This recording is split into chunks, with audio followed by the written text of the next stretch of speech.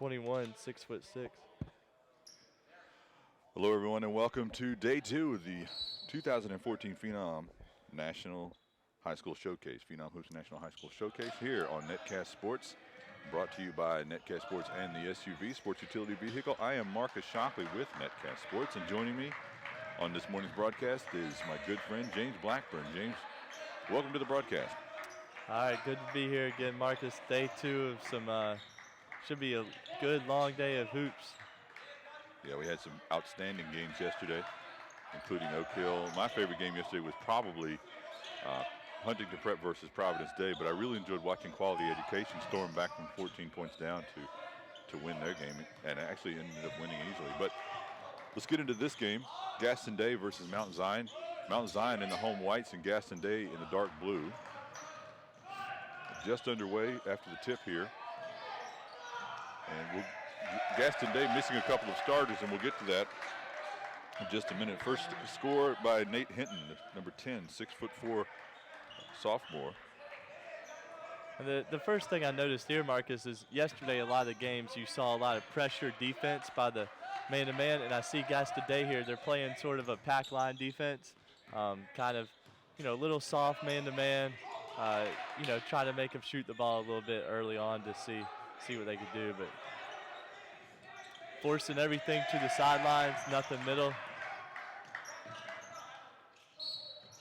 Nice patience inside there by number 21, Medardus Jonas, and he's going to go to the line. We mentioned before the start, it looks like Gaston Day has a bit more size, especially with Aiden Richard, the unsigned senior, at 6'11", number 1 there on the low block. Shot rims out, so we're still tied up at 2. And the Gaston Day missing 2 of their starters, as I mentioned earlier. James Lewis, 6'8" James Lewis is not here. He actually suffered a concussion. And talking with the Gaston Day coaches, Coach Kenny Burr and Corey Harley, but they're not actually sure when he'll come back at this point. And they're also missing their what would be considered a Division I point guard, Trevor Anderson, and he's had a slight injury, groin pull, and he thinks he'll be back by Tuesday, but not able to go today. Yeah, they're running a screen heavy, ball screen heavy offense, and that's something that you're really gonna miss a Division I guard in, like Trevor. But they do have another really solid guard out there, number 4, Derek McKnight for Gaston Day. Really super quick, has fantastic crossover, and we should get a chance to see that. He puts a lot of pressure on the defense with his speed and change of direction. Yeah, a little run and jump showed, but too many easy points inside early for allowed by Gaston Day. That's the second straight layup. So nice inside work there by Dottie Johnson. I'm sorry, it's incorrect. I don't think we have a number 11 on the roster for Mount Zion.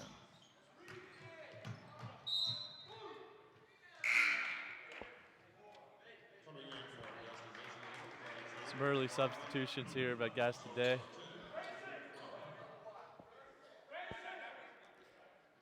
Marion Pook, 6'6", 2017 is number 32. So early here in the first game, first period, 5:20 left to go. Tied up at 4. Both teams trying to feel each other out to see what they can go. Here's Derek McKnight using that speed we talked about, not able to finish inside. Now working the ball around, back to Knight, spins, loses it, runs into traffic.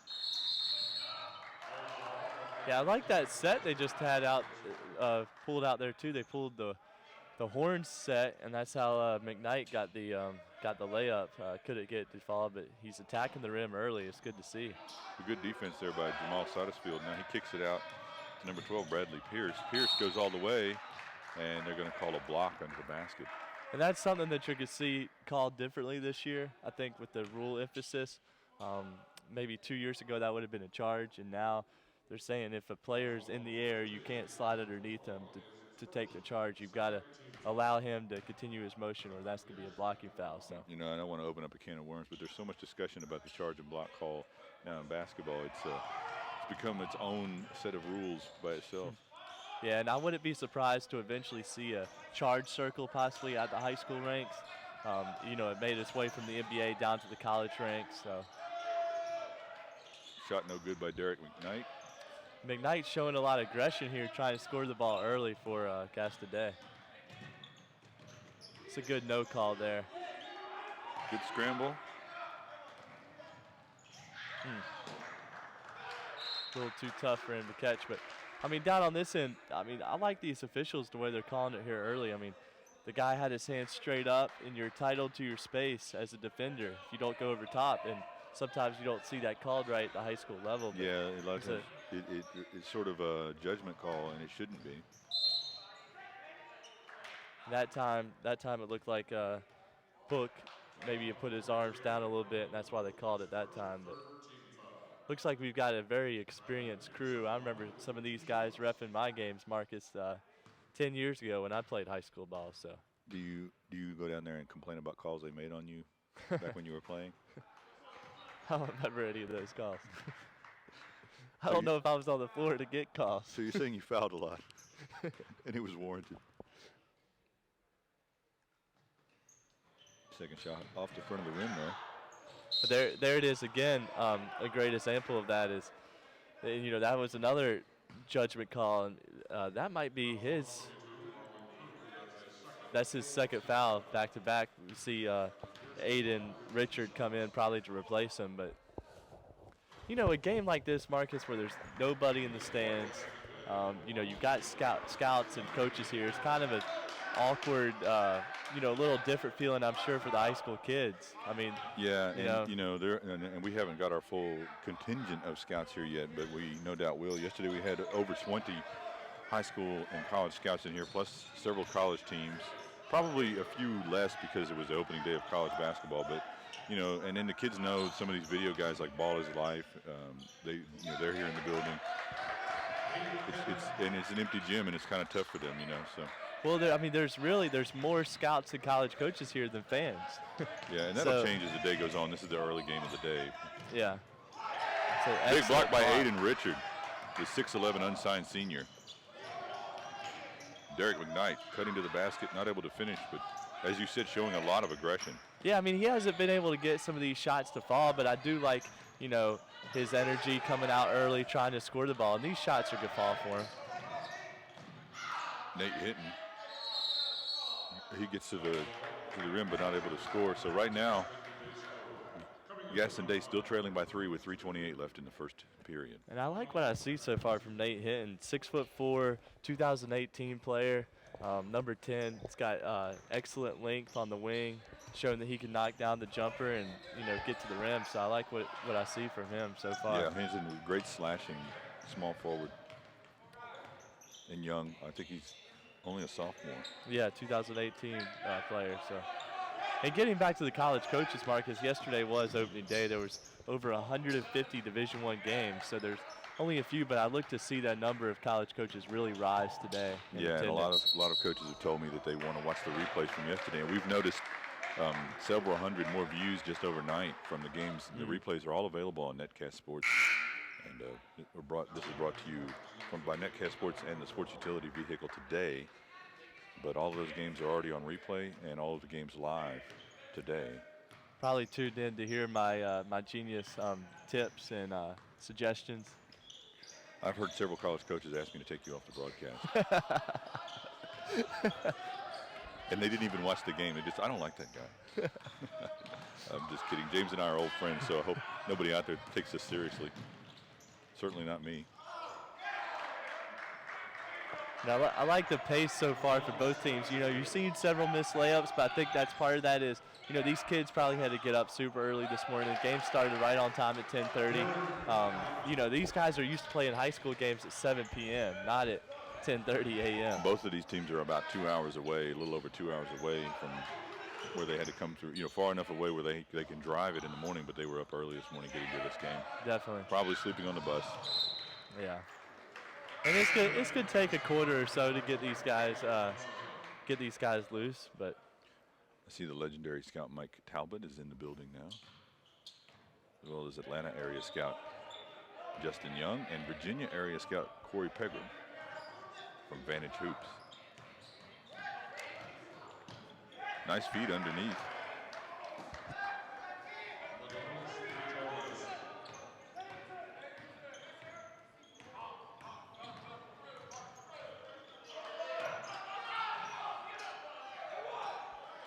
There's Hinton again. I mean, he's not able to find it, but Great looking outside shot by Adam Kazil. 6'3", and he's in the class of 2015. that was a great looking stroke. Didn't even hit the rim. That cuts the lead to 2 for Mount Zion. So we're just underway here, really, coming to the end of the first period. But this long day of great hoops is just getting started. Another big block by Aiden Richard. He's got his own block party going on right here. Aiden Richard, 6'11", unsigned senior. Told me he and his father told me they're really looking for the right fit, and they're still pretty much wide open. And he's an agile, mobile big man. And this is some of the best, early defense I've seen of him. I've seen him several times in the last couple weeks, and I mean, he's really coming out aggressive here early on the defensive end, which is good to see. He does have great mobility and agility. He's more of a half-court player, but he's really been working on trying to become more of a stretch four, and he's not there yet. But he has a nice soft touch, and he's really trying to be more engaged right from the tip. And I think we're seeing more of that here at his first period. He's already got a couple of really nice blocks.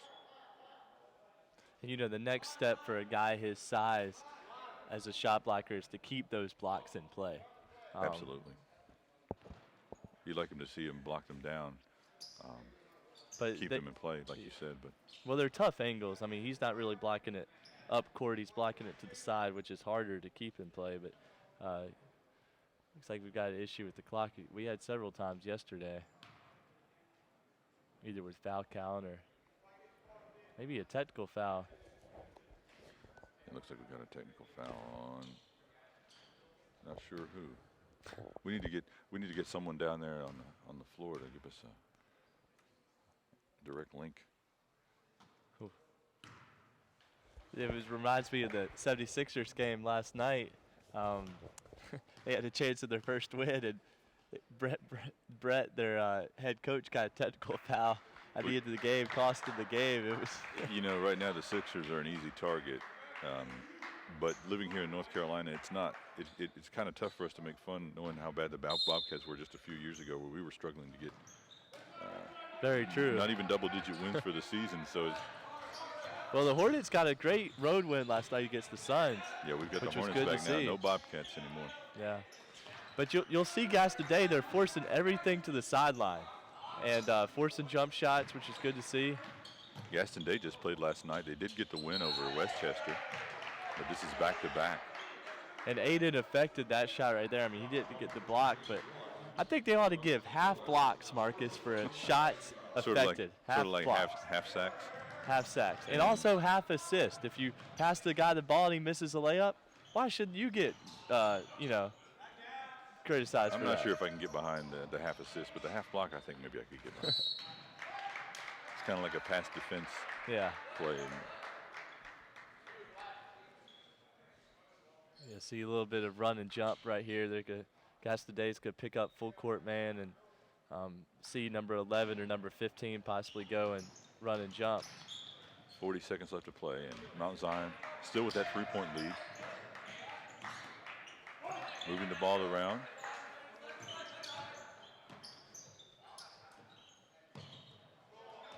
Jamal Satterfield looked like he didn't really want to shoot, kind of got stuck in no man's land there. Finally gets the ball up, and there's Aiden Richard again, affecting and really controlling the paint right now. He is, and that's the thing. The guards at the top are able to force him down and give them room, knowing that they have a 6'10", 6'11" shot blocker underneath to really clean up their mess. And there Aiden came out, set the pick. Guard. It's a good look. That's gonna be after the buzzer if that went down. So we got a break in the action here at the end of the first period, 14-11 in favor of Mount Zion. I want to take a moment and talk about a couple of the sponsors of today's game, including Foothills Brewery. Foothills Brewery providing food for the hospitality room for the scouts and media coaches attending the game. They have a restaurant downtown Winston-Salem, and I highly recommend going there for a post-game or pre-game meal. Also want to talk about Crossover. Crossover software is extremely beneficial for high school and college coaches looking to dissect their video. You can tag the video, and a lot of high school, college coaches out there already know about Crossover, and if you haven't given it a try, highly recommend it. It's a great service and a great product, and those guys that run Crossover are diehard basketball aficionados as well. So check out Crossover, and we do appreciate their support today. James, we'll be coming back in just a moment. So far, Gaston Day, you can tell a little bit they've been missing those two starters, but they've been able to hang in here, and Richard Size has been effective. And you have to think that at some point, Hinton and McKnight's shots may start falling. They're getting those open looks. I totally agree. I mean, like I said, I expect the second half to be played much better by both teams.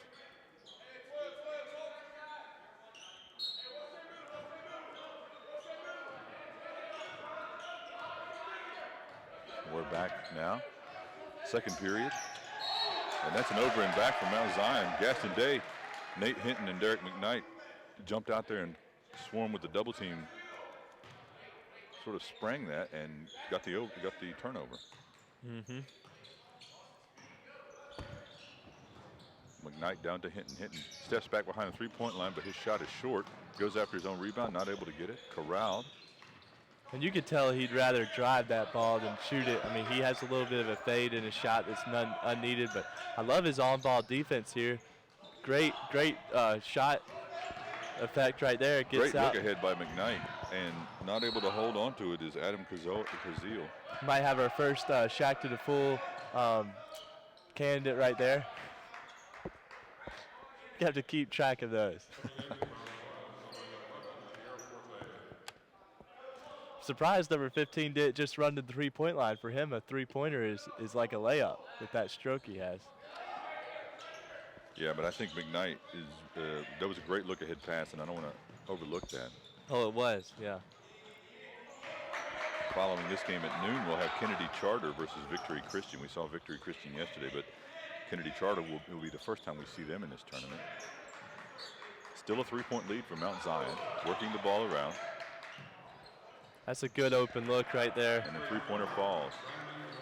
There's number 10 I don't see on the roster, though, Marcus. But I think that's Brandon Roddy. And we don't have him down here, but I believe that's Brandon Roddy.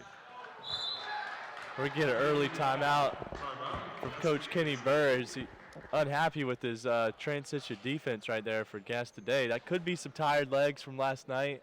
We'll see how that comes into play the rest of this game. Down by 7 early. Coach doesn't want this to get away from them. And like you said, they had a quick turnaround. They played last night at Westchester, and now early this morning they've got the first game.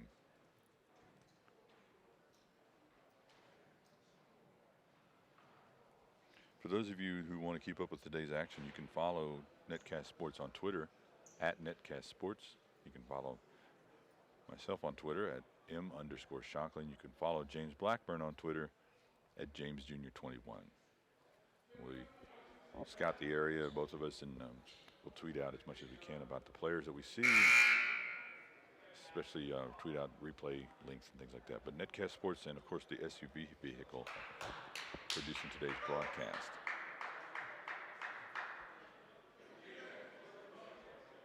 So Gaston Day comes back with 6:46 left to play in the half, down by 7, but they have the ball. Inbound to Derek McKnight. 6'2" senior McKnight.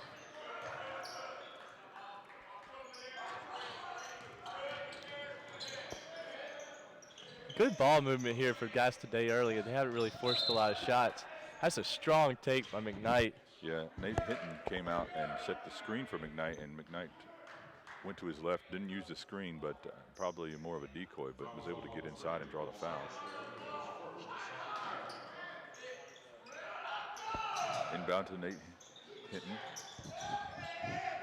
That's a good cross-court pass there, too. You can't leave him open. He's not going to miss most of those. Yeah, because great hands there by McKnight. Feed inside.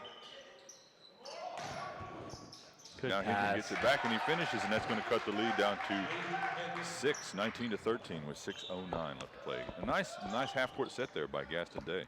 That was. They got a couple of good looks to the rim and eventually got a layup.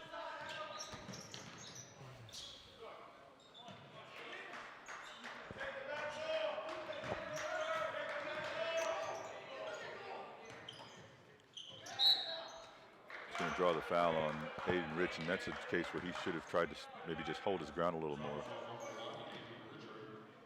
Aiden Richard. But, that's impressive. That's only his first foul, Marcus, and we're, you know, 10 minutes into this ball game, and he's done a good job protecting the rim and only have one foul up to this point. You've got to be happy about that as a coach, but looks like they get him out. They don't want him to pick up 2 quick ones. We'll double check this at the half, I think, but Brandon Roddy at the line, number 10.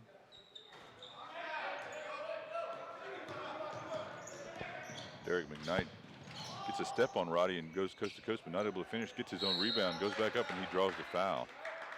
And that's been working for them the past couple of trips down the floor, but still trail by 7, a chance to cut into the lead with 5:39 left to go. Clock stopped here in the second period. McKnight right now, he's almost got like a like a Kobe Bryant mindset for the Lakers this year. He said, I'm going to keep shooting and keep going in aggressively until I either get fouled or something that's going to fall. And, I mean, he'll end up with 20 this game. The rate he's gone.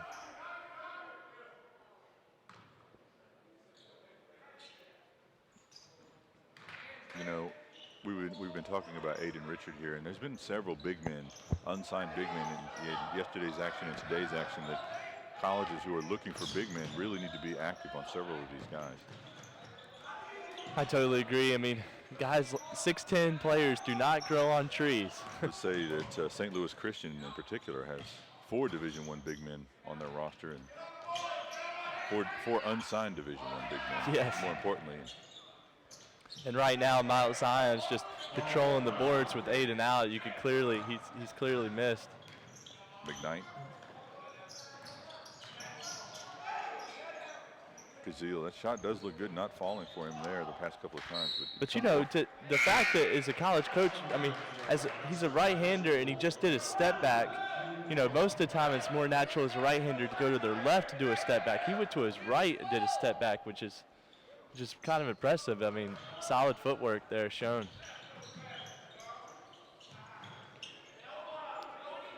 Mount Zion, they haven't really, been affected by this pressure much by Gaston. I mean, they're handling it well. They're moving the ball. They're getting good shots.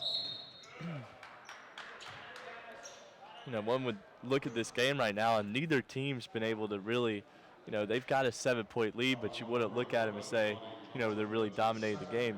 Neither team's really been able to find that big run or, some early dominance so far.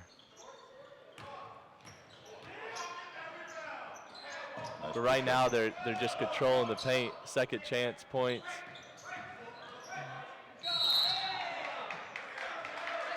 That's going to be a charge. Now, we talked earlier about the jump circle, the little charge circle. That might have been one of those. That definitely would have been.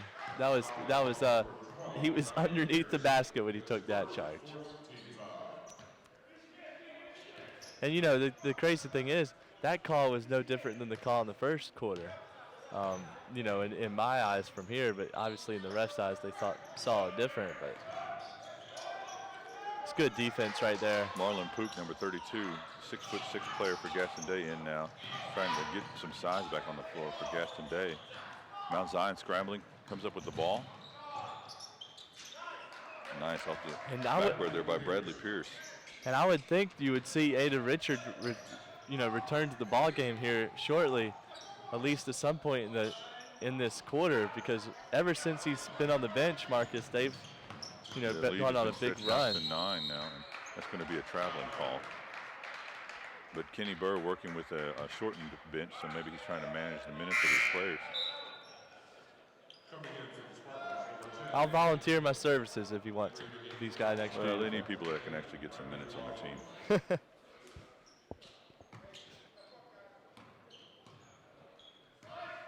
Coach Burr doesn't want any end-of-the-bench clappers for this one.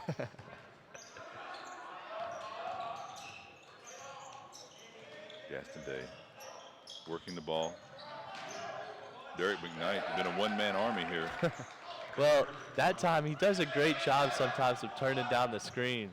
It's a nice little Euro step there. And that Pook didn't really get back fast enough.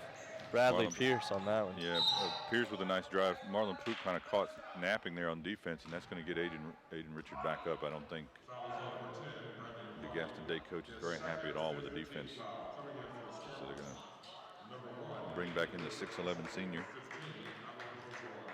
still trailing by 9 here, and 3:17 left to go.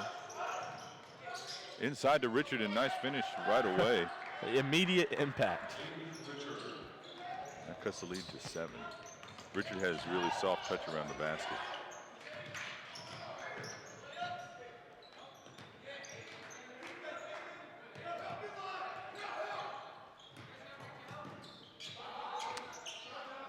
Man, if they Nice keep outside burying shot. shots like that, this could be a tough game for Gas today. I mean, Now a 10-point lead for Mount Zion.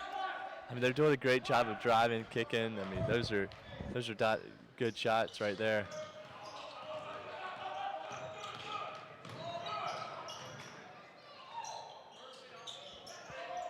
Inside to Aiden Richard, and he's going to draw the foul. He's very mobile around the basket. He's got a soft touch. He can get off shots. You know, James, you and I have talked a lot over the years, and I completely agree with your assessment of most big men at every level. They haven't been developed.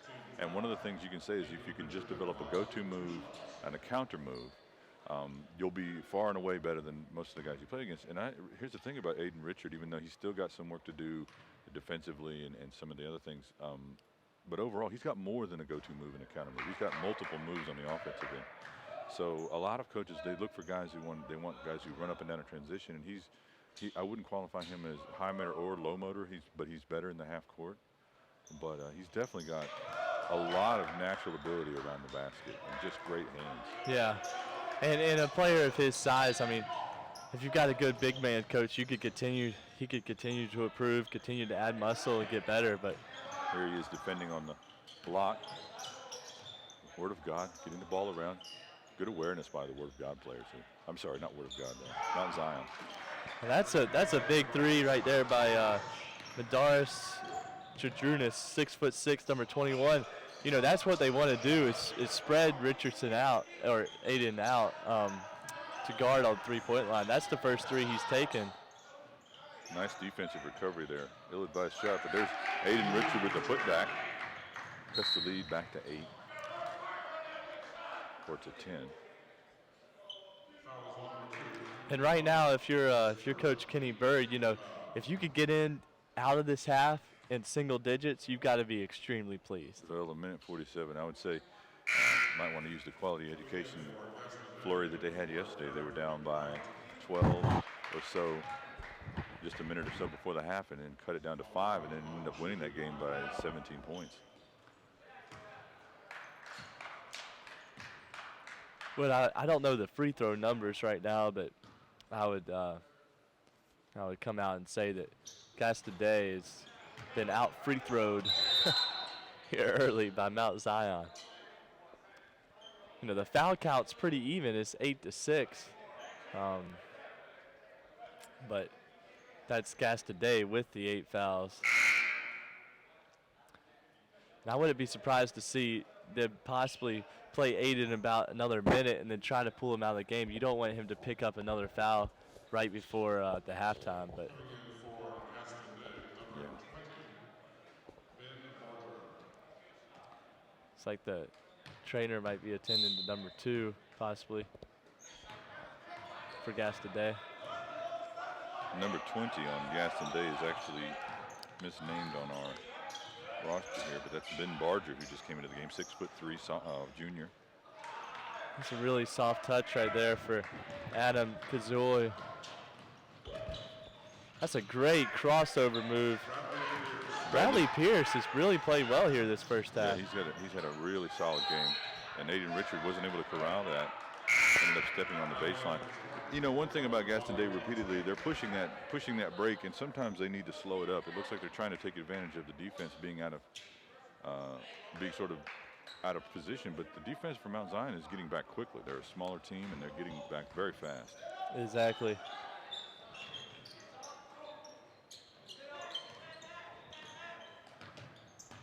And as we mentioned at the top of the broadcast, Gaston Day missing 2 starters, and Trevor Anderson and James Lewis.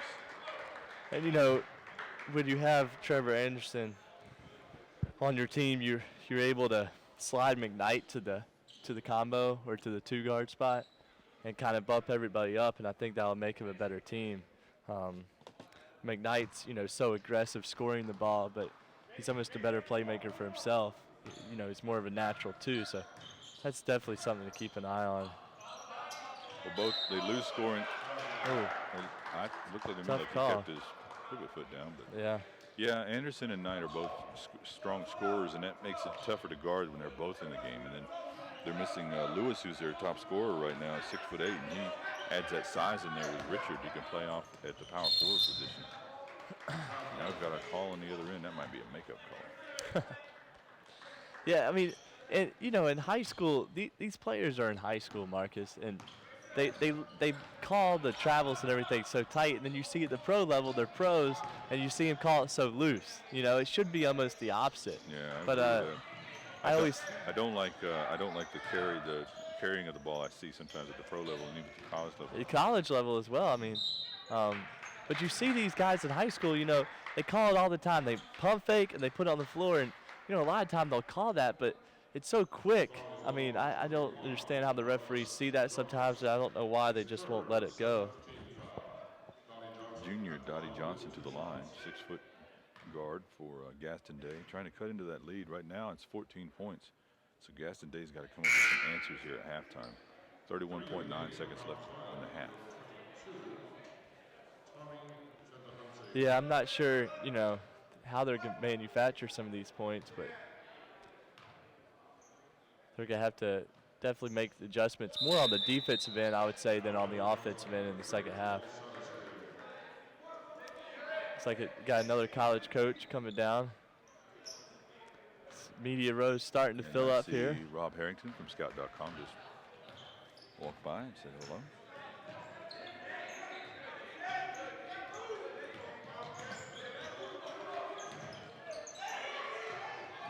Tough defense out there by McKnight.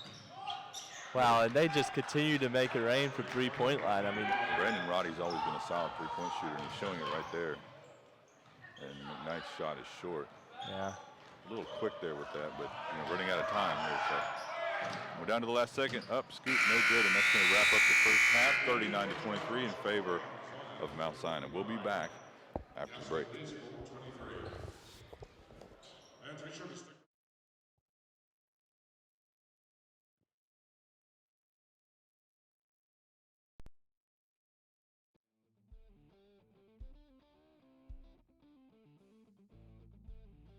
Crossover intelligence for basketball can save you hours of time. We break down and stat your game film for you and act as your video coordinator by giving you searchable clips, advanced statistics, shot charts, and a lot of other great info that you can access from any PC or through our iPad application. Just upload your video through the Crossover website, and 24 hours later, your film will be completely indexed and tagged. Each play will become its own video clip, allowing you to search the footage for anything you'd like. Here we'll take a look at all three-pointers that were made in the fourth quarter. All of your offensive and defensive sets can also be tagged, so you can view the appropriate clips and determine which plays are achieving the best results. You can add any clip to a playlist or highlight reel and share everything with your players or assistant coaches. Crossover will also provide you with all of the numbers from each game, including complete player stats for both teams and advanced metrics like these. We even take the shooting numbers a step further with an interactive shot chart that lets you visualize the data. Filter by player, quarter, makes or misses, and click on any shot to watch the corresponding video. Crossover intelligence will keep you from spending hours in the film room and get you back to actually coaching. Together, we can turn smarter video into more wins for your team. That's the crossover effect.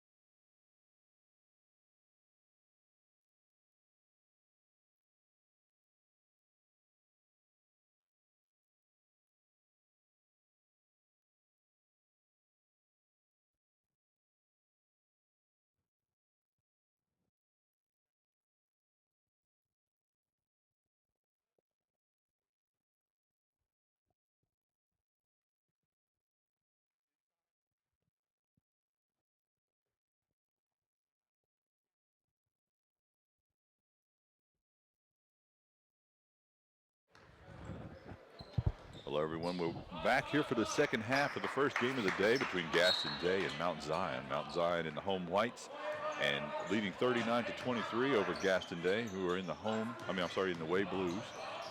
So we'll see what Coach Kenny Burr of Gaston Day is trying to adjust at halftime as they take on Tony Barnett's Mount Zion squad. And Derek McKnight with the ball, kicks it out to Dottie Johnson, and Johnson's shot is no good, and a rebound and scuffle on the floor. And you know, that possession right there, I mean, you can't, I mean, you got to be happy if you're coach. You know, you missed a jump shot, but you moved the ball, you got a good look, and I mean, now they got the ball back off some scrappy hustle.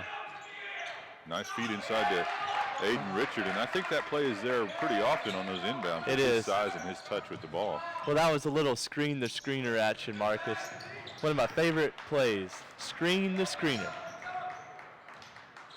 Do you like it because of the execution, or do you like it because you can say it without getting tongue-tied? I like it because of both. And we ran a similar play like that at East Forsyth under my mentor, Brantley Short, who will be on the broadcast later today. That's right, Brant coming in to help us with some of the evening broadcasts. Be good to work with Brant again. He worked with us over the past couple of years at Netcast Sports. Most notably, I think one of my favorite games that we worked with Brant was when we called Greensboro Day versus Wesleyan. At Wesleyan, I remember that. Couple of loaded teams. Harry Giles, Theo Pinson, who's now at UNC. Donovan Gilmore. Donovan Gilmore, Jaquel Richmond. Who is now at Middle Tennessee State, I believe. Yes. All these guys, you know, now playing in college. Christian Hairston of Greensboro Day, who's now at Elon. I think he's going to have a big year at Elon this year. They had a lot of seniors last year, but they graduated a lot of guys, and I think Christian's going to get a lot of playing time this year. Today's broadcast, and there's Derek McKnight slashing to the hoop and getting a bucket, and that cuts the lead to 10. Derek McKnight, number 4 for Gaston Day. And right now, the body language and all the energy is clearly favoring Gaston Day. I mean, they came out of the locker room much more energized, ready to play, trying to play that lockdown defense.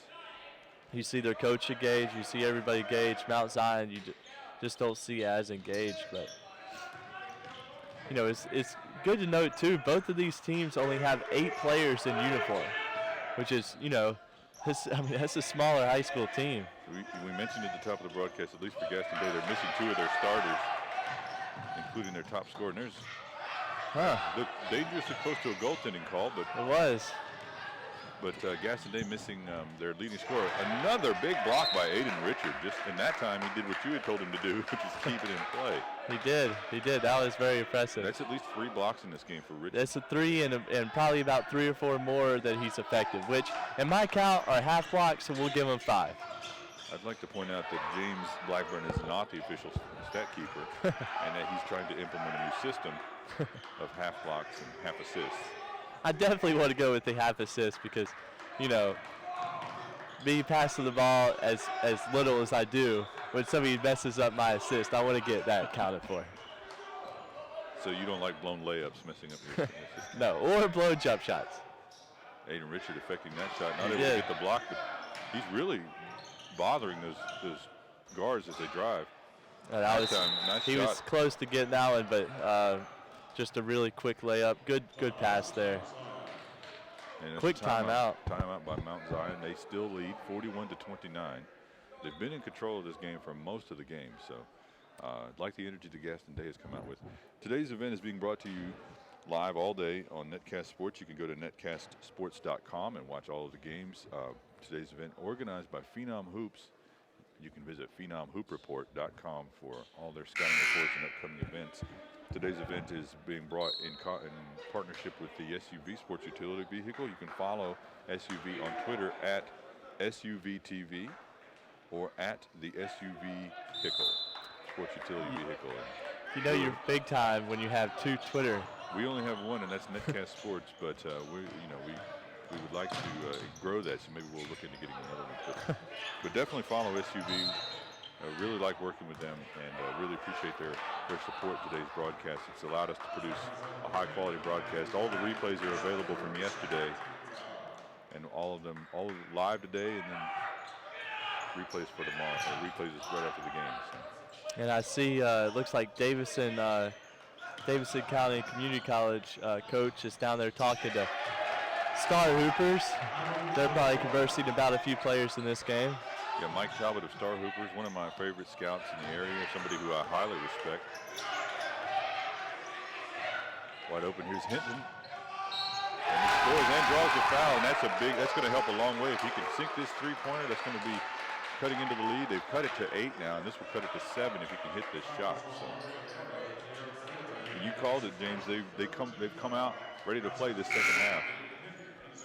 They have shown it great. And those layups that weren't falling in the first half, now they've got their legs back underneath them. I mean, it's coming up. It's 11:15, still early for a high school game, but this is almost like an AAU. I mean, in AAU, you have to play games at 8:30, and those games are usually some of the most dead games. But now there's a few more people creeping in the stands, and I look for this place to be full by the afternoon. Absolutely. I think the people in the Triad, if you're watching this early, you need to get out here because it could be sold out later. And another layup. I mean, this is several turnovers here. Cuts the lead to 5. Derek McKnight back in the game after Nate Hinton had that last free throw. He was swapped out for McKnight. And deep shot there. I don't like that shot. It went in, but that doesn't make it a good shot. But nice drive and kick there by McKnight. He's not getting the half assist that you would want to give him. But well, I mean, they broke the press, and whenever you press and you force a team to shoot a quick outside shot, you're happy in yourself. I mean, that was a good-looking stroke, but it was just not the shot you would be looking for. You're looking to get layups against it. Full See what they do here. By Gaston Day. Like that right there. That was nice. They break the press and score, and that's going to very nice. 5 quick points pushes this lead back to double digits. Yeah, 10 points now. So Gaston Day but they need that. That's your guy, Kazil. And he's not going to miss many of those. I mean, his stroke, he has one of the purest strokes on the floor right now. Anybody that's looking for a pure shooter that's an unsigned senior, to check out Adam Kazil with Gaston Day. He's got a great stroke. Really done well on the defensive end too, Marcus, and he rebounds the ball. I like his game. Yeah, I don't think he's just a pure spot-up shooter. Sometimes guys can be classified as that. Good hands there.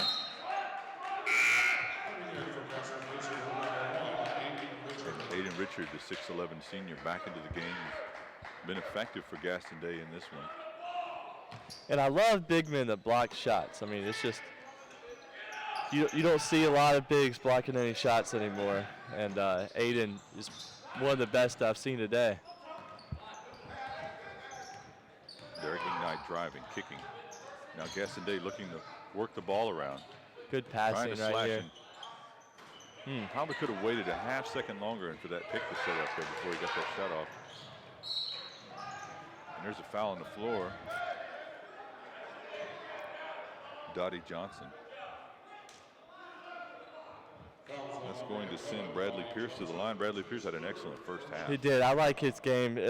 Underrated player, 6'2", but plays bigger than 6'2". I mean, look at his wingspan right now. I mean, he's probably got close to a 6'5", 6'6" wingspan.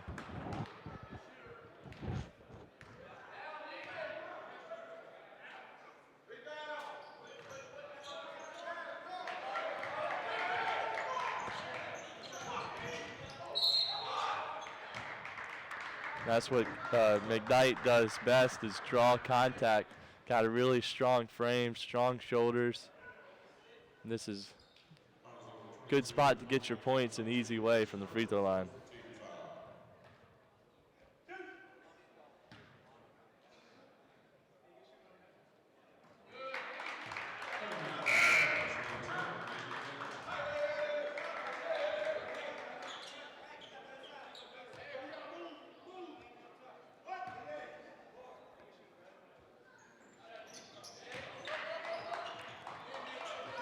And just a reminder, viewers, on Twitter, it's #Phenom Showcase. Yeah, if you want to go in there and see all the things that the scouts that are attending the event, we've got more scouts now than earlier even. You can see all the mentions of players for the college coaches out there who are trying to fill out your 2015 and 2016 classes. I'm sure you're already in the middle of it, so I'm not going to say this is a place to start, but there are enough players in these 2 days to fill out your roster. You've got to get involved with some of these guys. And I'm sitting here talking about Adam Kazil filling it up, but Hassan Kanouf, number 4, and White for Mount Zion, he's really, this is his half, Marcus. I mean, he's keeping him up in the game. Nate Hinton, and the shot rolls around and in, and looked a little wild, but he was able to pull it off, and that cuts the lead to 7. And Gaston Day not going away, and that's exactly what we want to see. Aiden Richard back. Oh, tough call right there. And and I believe that was Pierce again, and he made now with Richard blocking everything down there. I think Pierce. It's important to point out that Pierce made an excellent choice by going right into the chest of the big man with that one instead of sitting back and trying to shoot over him. Yeah, it's tough as a big man, and you've got a smaller guard coming right at you full speed. It's really tough to block that shot. I see that the Sporting News is in the building. Brian Flynn, who was on the broadcast with us yesterday.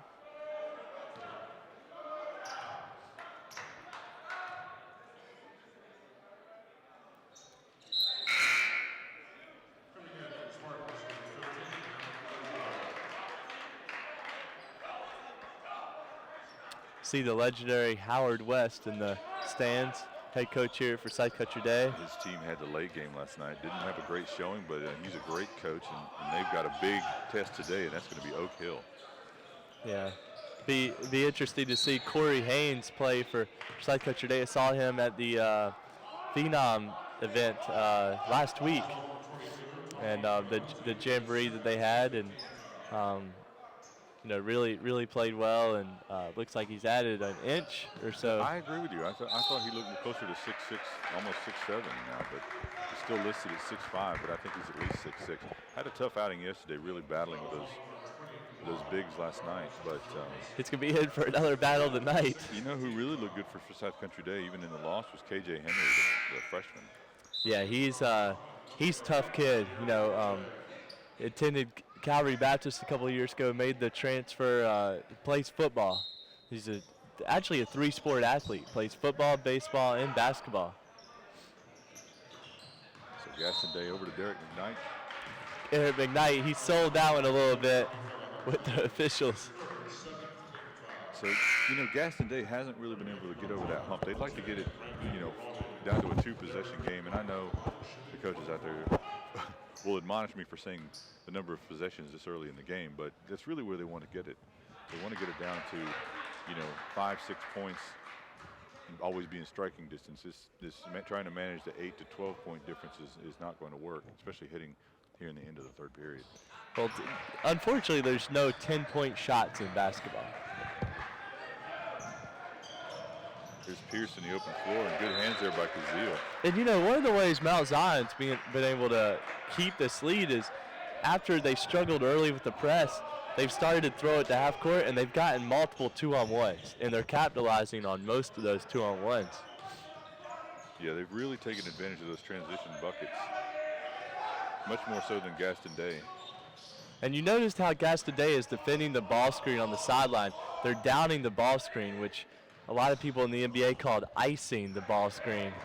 And they're not letting the guards get to the middle, but that time, not sure which player that was, number 11. Derek McKnight takes it coast to coast. And that's going to cut the lead down to that 2-possession mark at 53 to 47 with 1:45 left in the third period.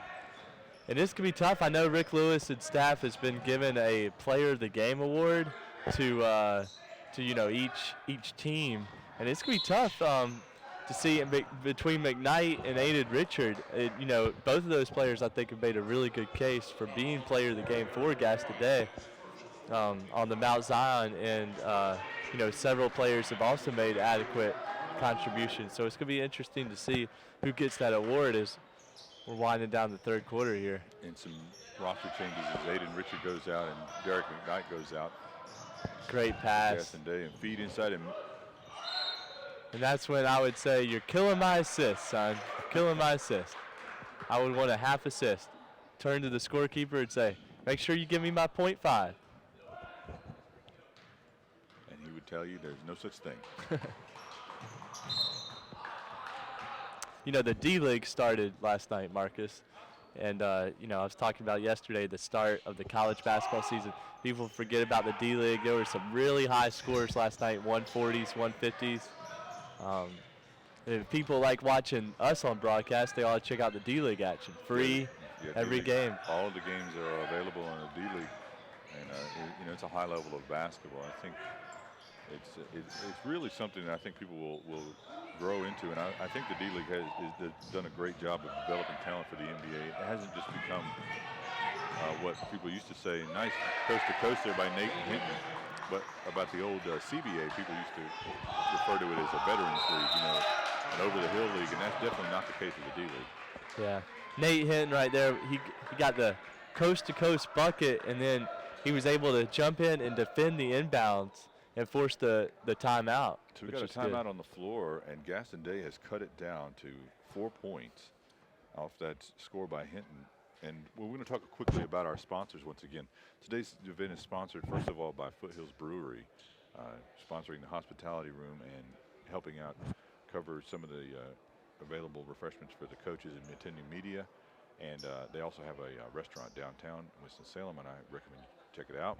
And also Crossover software used by coaches across the country. Many coaches that we know swear by it, and they're able to dissect their video and really tag it and break it apart in a way that you just can't do by hand. It's an excellent tool for helping your team get better from week to week, and we recommend them and really appreciate their support. So check out Crossover and Foothills Brewery. Even better is to go to Foothills Brewery to look at your breakdown by Crossover. That's right. You can get a booth there and enjoy some mac and cheese, a drink, and some Crossover video. Right after the game, go there. Break it down. If you had a loss, it'll help ease the pain. If you had a win, it's the perfect place to celebrate. A little bit heavier ball pressure. But Mount Zion still able to break it, and another layup. I mean, you notice Aiden Richards out of the game. They're just able to get inside and score. There's McKnight, really trying to get ahead of steam and get to the basket. A good extra pass there. He can shoot that deep shot, but he's well defended on the outside. Down to 16 seconds in the third period. They trail by 6. They'd like to get a good shot, but time is running out. 10 seconds. Little isolation by Derek McKnight. He's going to take it himself. And didn't get the call. Didn't get the call, and I guess we'll have to say that that's going to be it for the half. 1.5 seconds. I'm sorry, for the third period. I'm not on my game this morning. First game after. It's a little early for all of us. I didn't get much rest last night either, so. Oh my! Deep shot and. Mount Zion, Coach Tony Barnett screaming for a foul. He just stares down the referee, and now he's going to go find the referee. He's not even worried about the huddle. he pushed the guys in there and said, "You guys talk about whatever you're doing."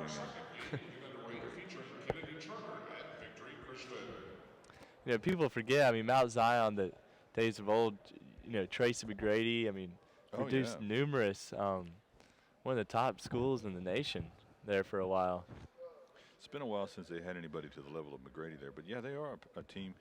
I know the first year of the Phenom Showcase. The Basketball Elite Southeast Summer Showcase.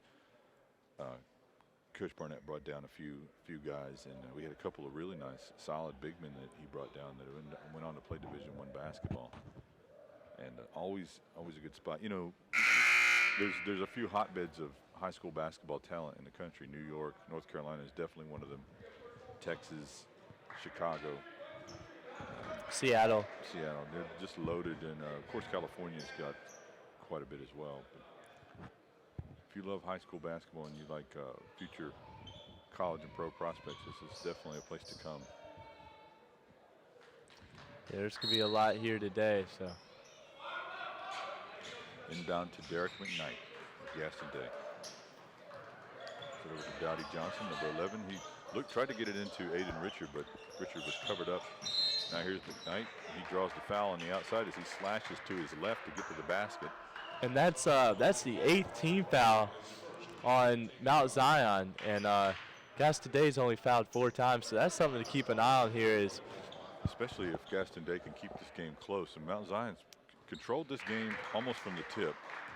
Once they got the lead, they haven't given it up all game, but you know, down by 5, Gaston Day here at the line, Derek McKnight, a chance to cut into it. And with that foul differential, it can come into play. Yeah, I wouldn't be surprised. I mean, if they could get into the double bonus, start earning 2 shots every time they get to the line, that would be big.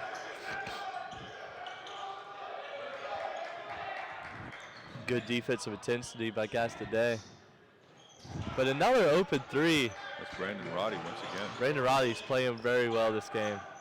You got to give the guards for Mount Zion credit. I mean, they're not looking to do too much. They're just looking to get inside, outside threes, which they're taking advantage of.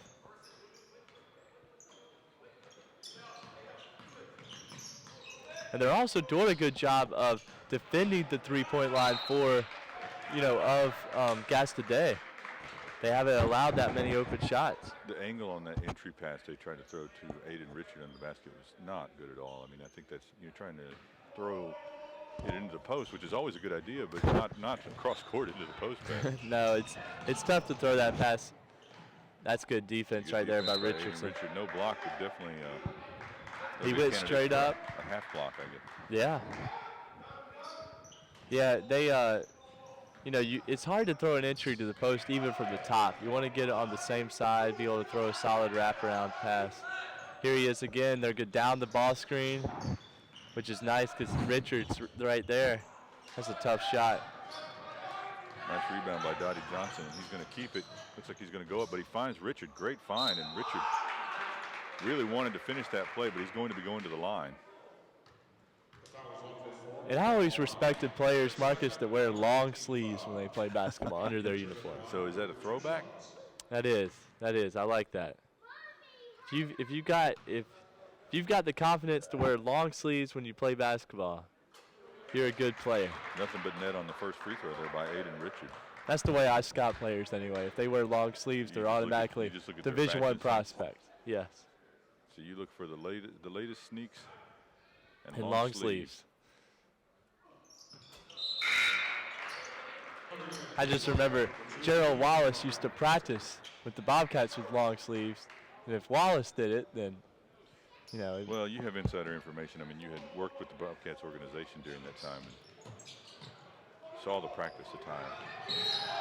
Man, that's another big. That's again, that's Nate Hinton defending the inbounds. I mean, that stuff doesn't show up in the box score, Marcus. You know, when you defend an inbounds pass and you force it 5 seconds. That's another one of my ideas. I say we put that into the box score as a steal.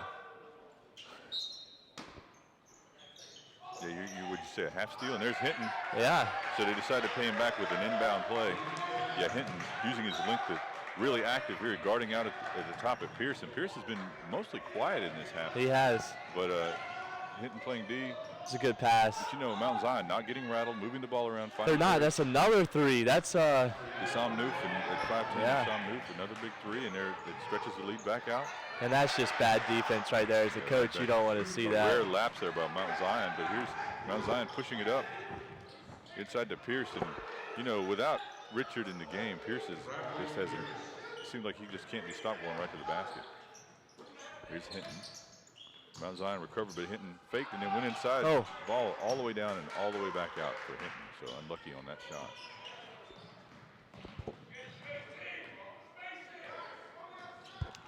And you know, another way I scout is if your last name's Hinton, you must be a pretty good athlete. I don't know if Craig Hinton right now is listening. Young man, went to our Basketball Elite Showcase events.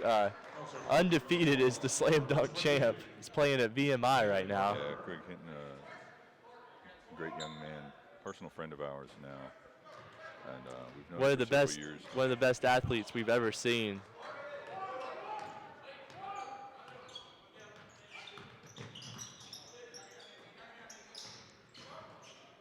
There's that step back again. That time he shows it going to his left. Hasn't been able to convert, but it looked good. But you don't get points in this game, Marcus, for shots that look good, unfortunately. You only get points for shots that go in. And right now, Mount Zion showing some poise, pulling it back out. Aiden Richard back in the game, so that's going to slow Mount Zion's drives to the basket. And I mean, they'll just go back out.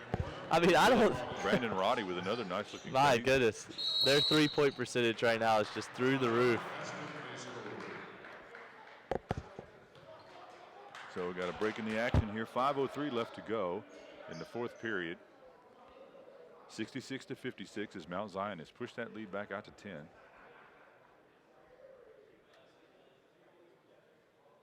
Kenny Burr talking to his Gaston Day team.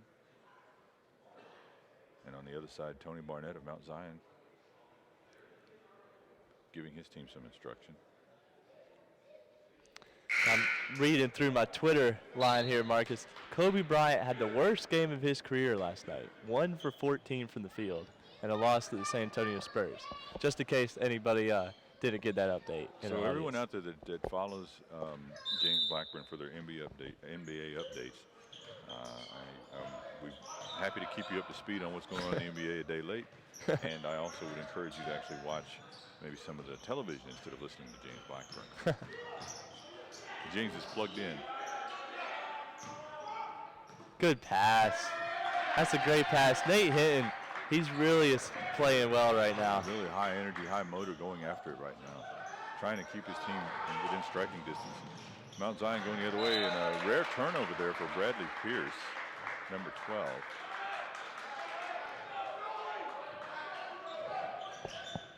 Here's Derek McKnight coming back the other way. Stops, shoots right above the elbow and sinks it. Cuts the lead back to 6. Well, basketball is a game of runs, and right now Gaston Day is. But that's a huge answer. And one.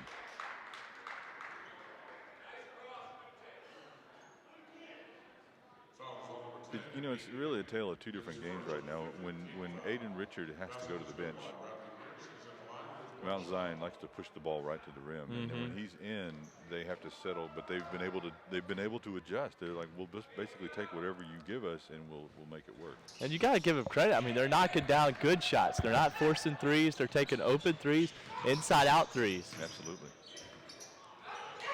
Oh man, that's a big lack of communication. Yeah, Aiden Richard not able to get back and wisely chooses not to foul there. That was a good, strong take. Gaston Day now down by 11. Inside, and Richard with a little putback touch in. He got up a little bit on that one. Just waited to the exact millisecond to not get called for goaltending and put it back up and in. So 9, but still down by 9 as Mount Zion has been in control of this game for most of the game. So coming up after this game, we've got another good one for you. I don't think we have any bad ones for him. Oh, yeah. I'll go through and go ahead and tell everyone that. You just need to stay plugged in all day. But we have Kennedy Charter coming up against Victory Christian. We watched Victory Christian yesterday against Oak Hill. Really like that point guard, Deshaun Patterson, at Victory Christian. And the other thing, the center for Victory Christian is Zundu, who has committed to Charlotte. And he had a nice game, even though at the end of the game, Oak Hill ended up pulling away from Victory Christian.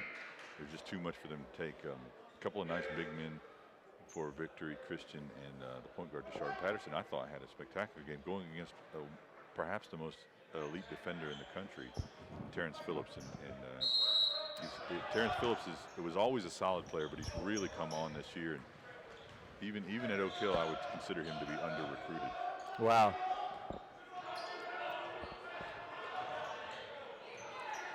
Right here, we might get to another testy subject of a shot clock.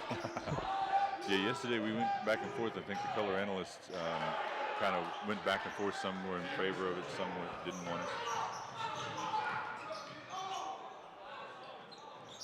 That's a big three right there. Dottie Johnson.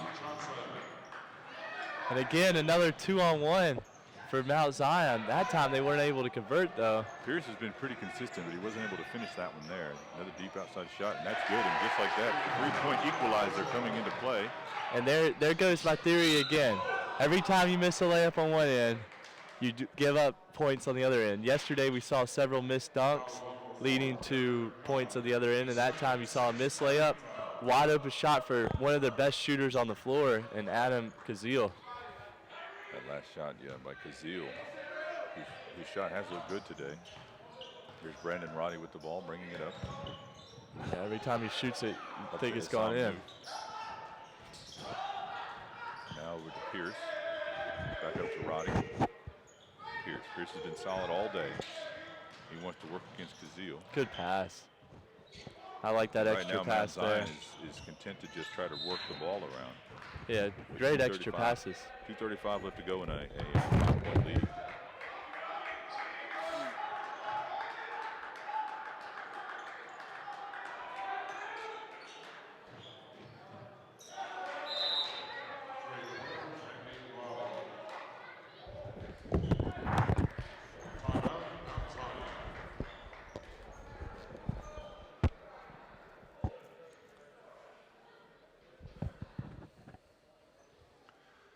So breaking the action, you can follow all the action today, and on Twitter you can follow Netcast Sports at Netcast Sports. You can follow the SUV Sports Utility Vehicle at SUV TV on Twitter. Keep up with all of the latest games, and the SUV TV has a ton of games in the Atlanta and Georgia area. And for Netcast Sports, we primarily cover North Carolina, but together we cover most of the region. And you know, if you can't make it to the game, the best way you can do is just watch it anywhere. You can watch these games on your mobile phone. James, you know, you and I, you were like everybody else. I carry my phone with me everywhere I go. It's really nice to be able to watch these games, regardless of where I'm going. In the car, driving down the road, watching the game. Don't do that. Although a couple of people told me yesterday that they did, and I can't encourage that. Can't encourage that. But really, they were telling me they watched it while they were driving just so they can complain about some of the things that you had said. They were probably only listening to the audio, which we hope. That's a good pass. That's a great read. You know, that Derek McKnight, you know, he's shown a lot of good shiftiness this game. There's the screener at you again. That time, Mount Zion sniffed it out. Nate Hinton back into the game. I don't like that shot right there. You had Aiden pinned on the block. Got to give him reward the big fella. Give him the ball. Dottie Johnson overlooking the post and shooting it, net missing. Now Brandon Roddy in the open floor, and Mount Zion just wants to hold on to the ball as long as they can on each possession at this point. Yeah, which they're doing a great job right now with spacing. Going 5 out, all guards in the game. Get it to Brandon the middle, Roddy, get it nice back. spin, gets away from Dottie Johnson. Does it again, gets inside. Nice no-look pass. Out to Noof. And now they're going to elect to foul, Minute 43 to go here. Yeah, this is where I'd like to see one foul shot for 2.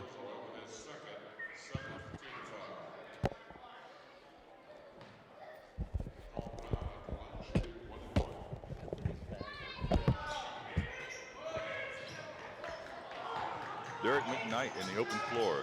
He's going to pull it out.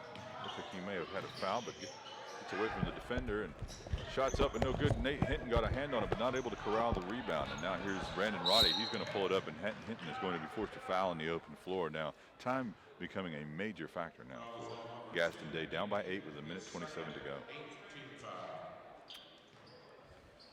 And you know, we were talking earlier about how Mount Zion had 18 fouls. And now, several minutes later, they're only on their 9th team foul. So they really locked it down and kept from committing that fouls. They did. It never became a factor in this game. There's Hinton, coast to coast, too strong off the backboard. Aiden Richard with the rebound over the top, and he puts it back with the soft touch, cuts it to 6.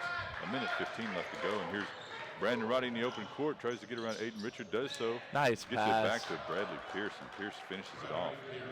Brandon Roddy would get my vote for player of the game. Yeah, he or Pierce. And, you know, one thing I think that Coach Kenny Burr is not going to like when he talks to his team is how his big man is the first guy back down the floor every single time. You know, you can't be playing full court defense against a bunch of guards, and your post player is the only one running back full speed. True. But, you know, don't look now, but they've cut it to a 2-possession game. Yeah, a minute to go, 78 to, and they've got a couple guys who can hit those shots. Kazeel, of course, can drop that outside shot. Immediately following this game, we've got Kennedy Charter versus Victory Christian. Hope you'll tune in for that one. Get out my cheat notes here, Marcus. Yeah, we'll see who we should. Well, we saw Victory Christian. I mentioned them earlier. They've got a Zundu, Charlotte commit. You've got a really solid point guard in Deshaun Patterson. And for Kennedy Charter,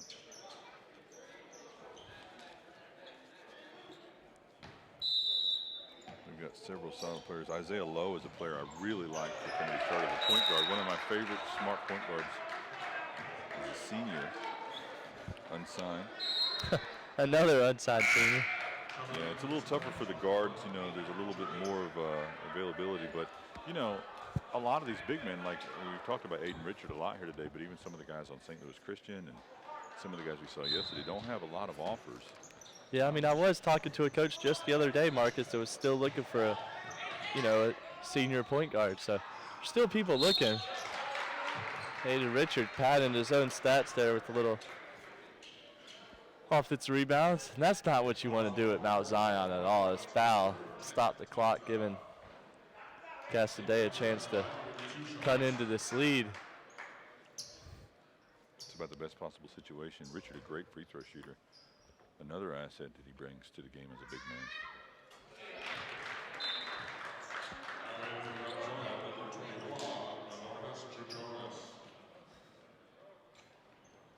And one player we saw yesterday, and I don't think you were on the call with me, but Anthony, maybe you were, but Anthony Pratt, 6'7" out of St. Louis. I was. Big fan of his. Yeah, he's a senior, unsigned senior. He only has a couple of offers from my understanding, and he's a guy that, if I was a college coach looking for an excellent, explosive power forward that's completely under-recruited, I would go after Anthony right now. Mid-major, I would say. Absolutely. Solid mid-major prospect. Really solid. Already built, going to get stronger, but he's not going to have to redshirt or anything. He's already strong. There's Nate Hinton just going to work in there. Wow. Shot to go in. Huge bucket. And now he's got the chance to cut this to a one-point game. That's impressive. And you have to hand it to Nate Hinton. That was all effort, going 1 against 2, getting his own rebound, going back to the well as many times as it took, and then still hitting the shot as he was knocked to the floor. Got Nate the Hinton, hoop in the arm. Hoop in the arm. Nate Hinton, the sophomore from Gaston Day, number 10, now at the line. Got a chance to cut it to 1. 38 seconds left to go.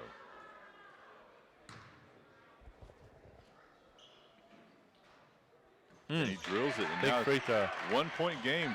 Gaston Day has every chance to. You don't want to foul here yet. You like to trap in the backcourt. Don't foul. Ready. I don't. Yeah, see, he didn't want to do that. Dottie Johnson with the foul, number 11 for Gaston Day. Now, see, if there was a shot clock in this game, like let's say a 30-second shot clock, you wouldn't have to foul.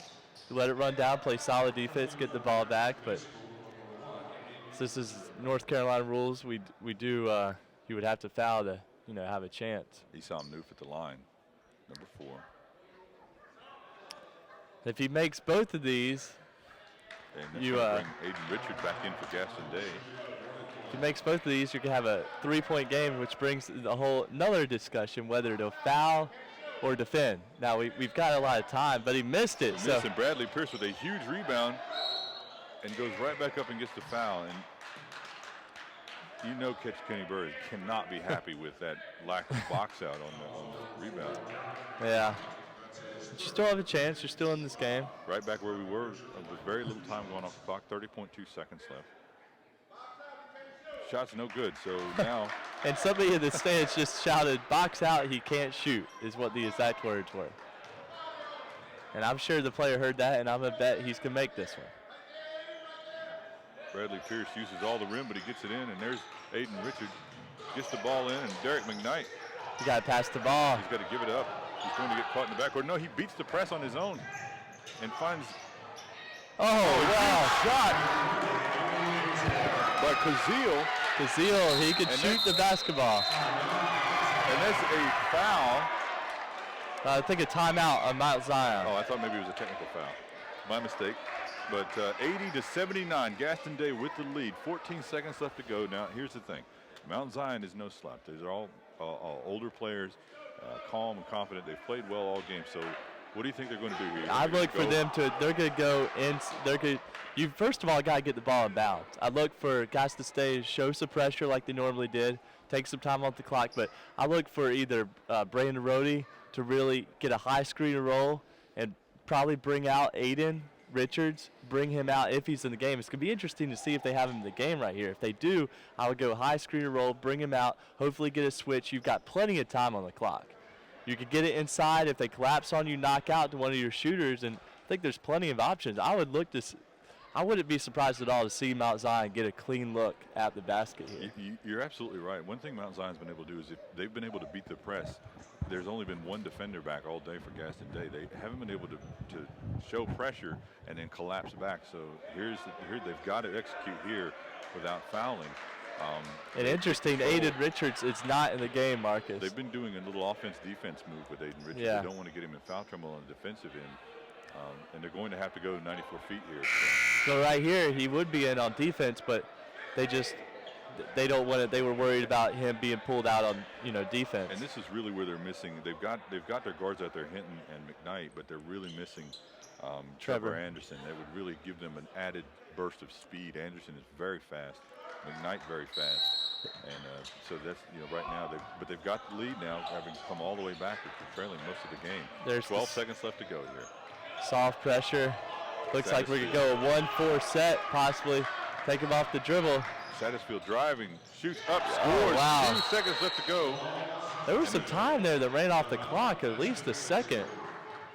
Which now you've got to be asking yourself is, should you have had Aiden Richards in the game, he would have been able to affect that shot. Yeah. Brings you back to the finals a couple years ago with the Spurs and Miami Heat. You took out Tim Duncan at the end of the game. Some people had a problem with that. They gave up the big rebound. Coaches have their philosophies, which, you have to ask yourself if he was in the game, would Mount Zion have played that whole possession different? So, but you got to give Mount Zion credit. Like you mentioned earlier, every time Aiden's been out of the game, they've attacked the rim. Every time he's been in the game, they've been able to kick out for open shots. So they've taken what they've given him. But this is a lot of court space to cover in 2.1 seconds. Well, there's a couple of good things here for Gaston Day, even with only 2.1 seconds. And that's it. They don't need a three. They need the best shot they can get. But in 2.1 seconds, that shot's going to have to come very fast. That shot might be a three. But see, if this was the NBA, they would have called that timeout, advanced the ball, and they could have gotten a layup. So here we go. This is the game. Gaston Day stormed all the way back to take the lead. Mount Zion with the last second shot there. And with 2.1, they did put another second back on the clock. They did. They could be using us as instant replay, Marcus. Yeah, Marcus Burnett over here helping us with the video is, we'll quickly shoot down their mistakes to them. So we're like the NBA play-by-play booth up in New Jersey. That's right. Here are all the things you did wrong. See Levi Cook in the building for Huntington Prep. Very poised post player. Had an excellent game yesterday and really down the last 2 minutes. But here we go. Shot is up and no good, and that's going to be it. Mount Zion escapes with the win. Gaston Day cannot be happy, but they came all the way back. They came back and they were on tired legs, and they really fought hard with a few guys injured. So that's it. 81 to 80. We'll be back in just a few minutes with Kennedy Charter and Victory Christian on Netcast Sports, and we will see you then.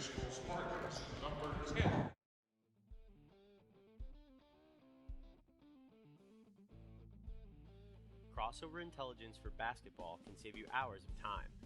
We break down and stat your game film for you and act as your video coordinator by giving you searchable clips, advanced statistics, shot charts, and a lot of other great info that you can access from any PC or through our iPad application.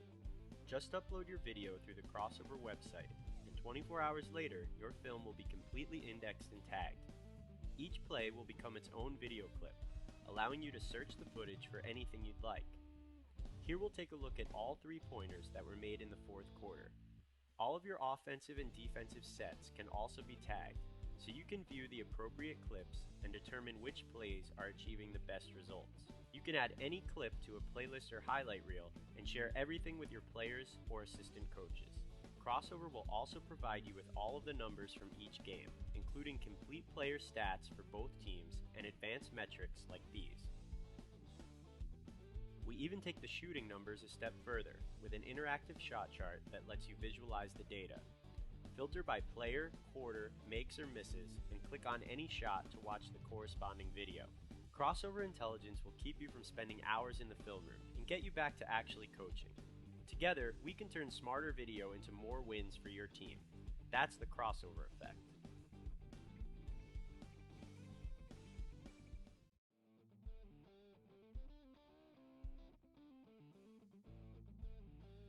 crossover intelligence for basketball can save you hours of time. We break down and stat your game film for you and act as your video coordinator by giving you searchable clips, advanced statistics, shot charts, and a lot of other great info that